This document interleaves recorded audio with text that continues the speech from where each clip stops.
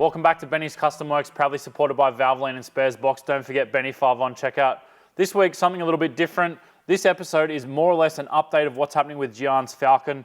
A lot of this footage was actually shot while I was in the US. Gian's been working on the car himself, taking it to all sorts of events. So yeah, we're going to pretty much dive in, watch the whole thing back together, and see where we end up. But as far as I know, he hasn't crashed the car, so let's watch it together.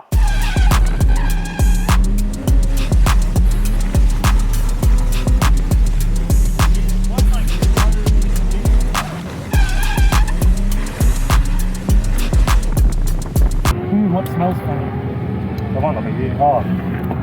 Oh my god, holy shit. Oh, tea's ready. Yeah, dang.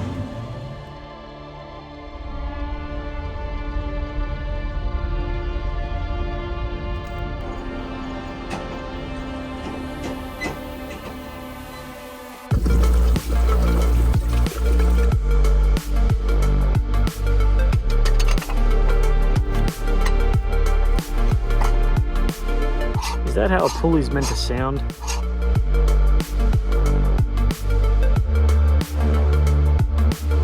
I just installed a new water pump. Yeah, where you coming from?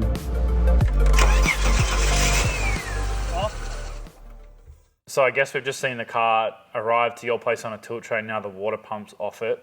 What actually happened? Like, what's broken?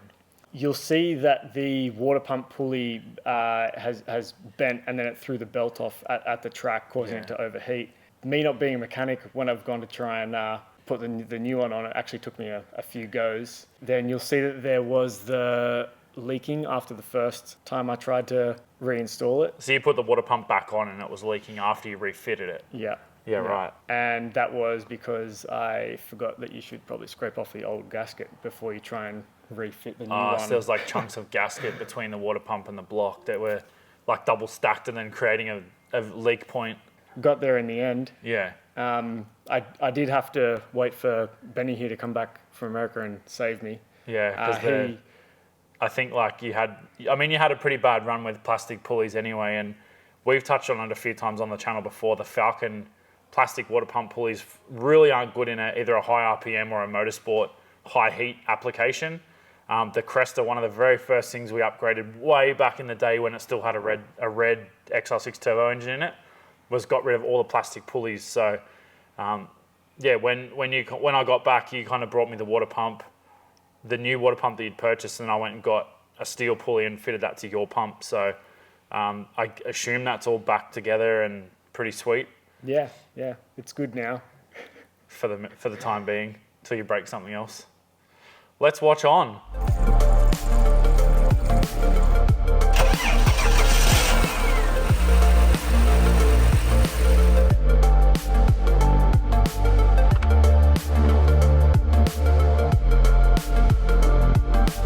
Where the hell have I put the screws?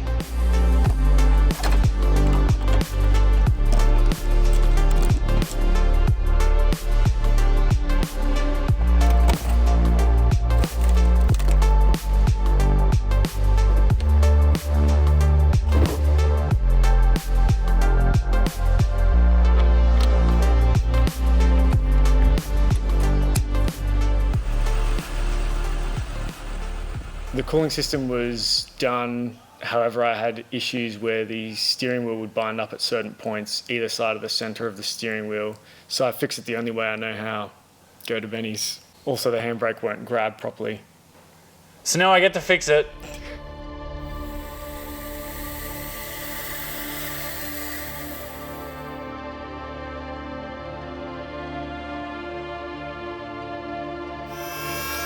Is that normal for it to sound like a spaceship taking off?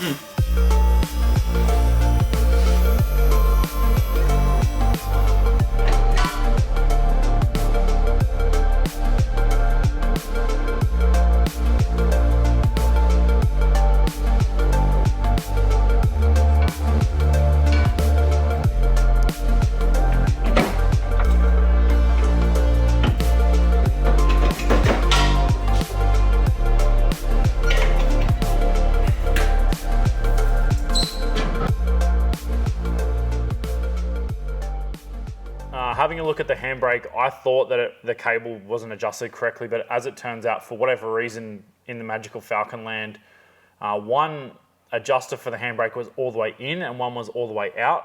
So it basically meant that one wheel would grab way before the other, and it just was doing weird things with the handbrake cable. So you just see me take the discs off and actually readjust everything properly, and it seems to be working pretty well at this point. The other thing which we've also done in this series of shots is basically change the power steering fluid type. So previously we were using the Ford power steering fluid, which is what I would normally run in it. However, with the Astra pump, we've put Dex 3 in it to try and get a bit lower viscosity fluid into it. The Ford stuff is a heavier viscosity, so the Dex 3's made the steering a little bit more responsive and lighter. The other thing which we did also, or I came across while we were playing around with this, is the steering column wasn't centered to the rack. So basically what had happened is, to get the wheel alignment correct over the course of the life of the car, obviously the column's been out of it at some point, and the spline between the top half of the column and the bottom half of the column is quite fine. So if you pull it out and get it a couple of teeth out, you probably won't really notice until you drive the car and the steering wheel's out. At that point, most people get lazy and then correct it with a wheel alignment. That leads to its own sort of issues, having more lock one way, which we also experienced at one point. I think you mentioned that to me early on in the piece, that the car went way better one way than it did the other. The other thing is, the rack itself actually has a control valve of sorts to control the hydraulic portion of the power steering rack. Now, I'm not a power steeringologist, but there is some really detailed videos on the internet about how that particular valve works. And if you are interested, I'd recommend checking it out.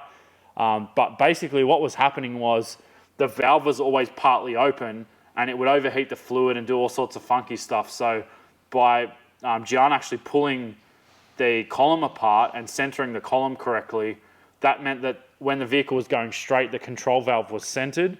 It wasn't trying to activate portions of the power steering rack and A, overheat the fluid, B, give you weird feedback, because it was actually giving, it felt like a sim almost, like you could feel you were getting force feedback at points. Yeah, it wasn't right. And the other symptom as well was that I'd turn left, and then you'd release the steering wheel, it would come back to a certain point and then just fully stop, so you're still turning left. Yeah, so it wasn't self-centering, which at one point I thought was a caster issue. And to be fair, we probably could put some more caster in the car still, but yeah, the valve in the top half of the rack definitely was contributing to that issue, where it wasn't self-centering properly and it was doing all sorts of funky stuff. So if you do change a steering rack or a steering column, depending on the vehicle, 100% make sure that is all correct. Another complication of Falcon specifically is you can't actually reposition the steering wheel on the column because it doesn't have a spline. It's literally a square shaft. So if you turn the wheel, the next position is 90 degrees out, whereas a lot of people will fine tune in the same instance. If you put the rack or the column splines together in the wrong spot, sometimes you can fine tune it with the spline of the steering wheel if it's a fine spline. But like I've mentioned with the Falcon, it's literally a square shaft, so there's no fine tuning of it. You literally have to just center it all properly from the top to the bottom and then wheel line it, because otherwise, like I said, you're going to be fighting hydraulic feedback issues and all sorts of stuff. So yeah, keep that in mind when you're playing around with power steering in any car, not just Falcons.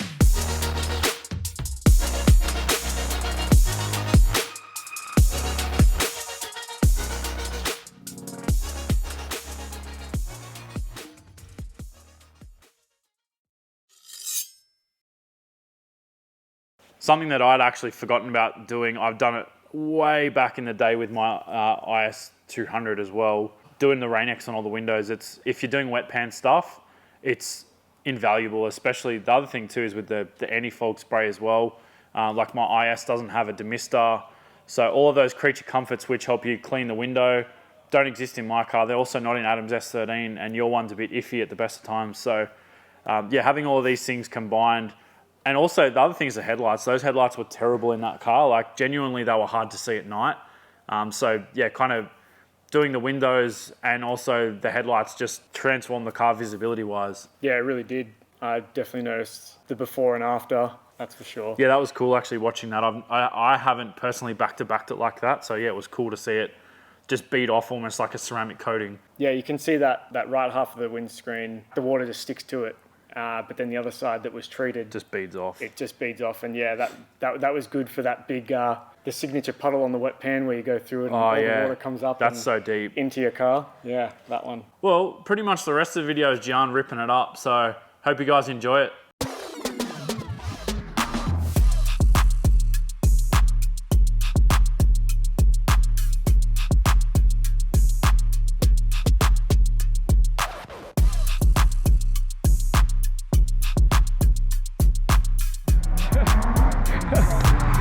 Do not give it a tick of approval.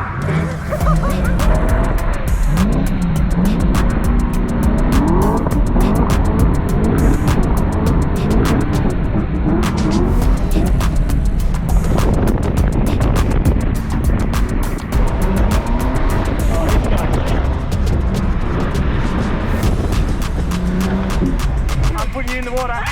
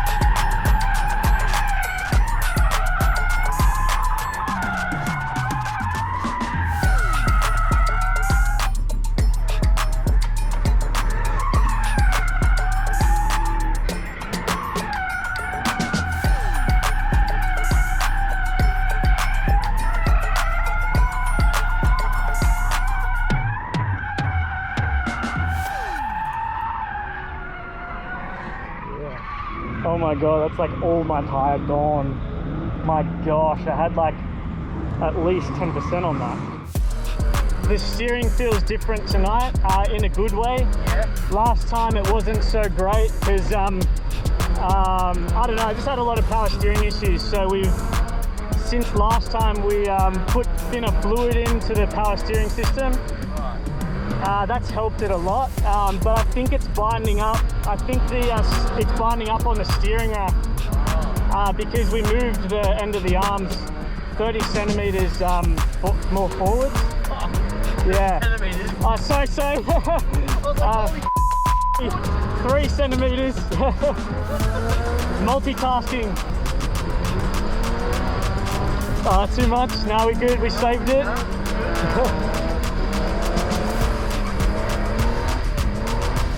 Oi!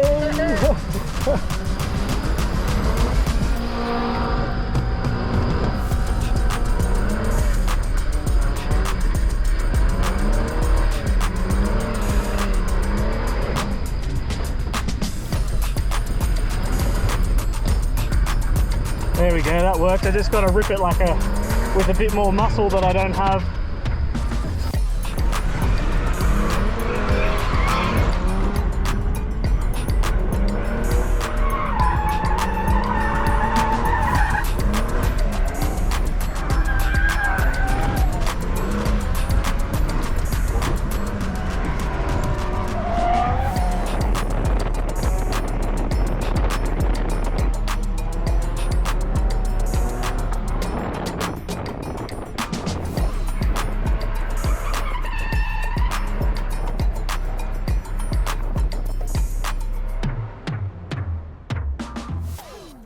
Well, that brings us to the end of the episode. I'm stoked to see Gian out in the Falcon having a blast.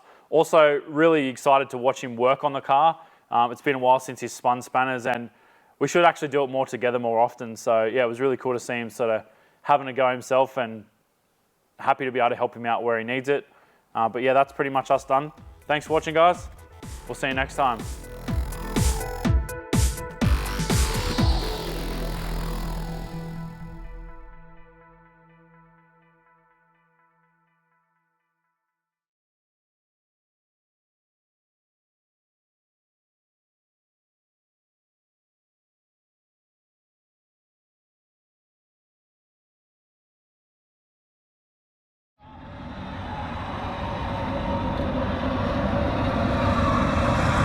just rolled on it because I've got this in my hand. But Yeah, good timing.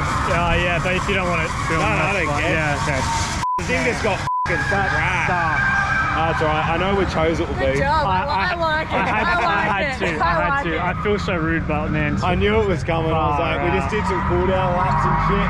This is just so you can show the mechanic whoever's fit. This is what happens. Yeah, I'm the mechanic. Oh, there you go. Yeah, I'll yeah. show you this, and then you can Cool review down. I it. was just doing laps up and down here. I was like, come on, baby. Damn. I knew it was going to happen.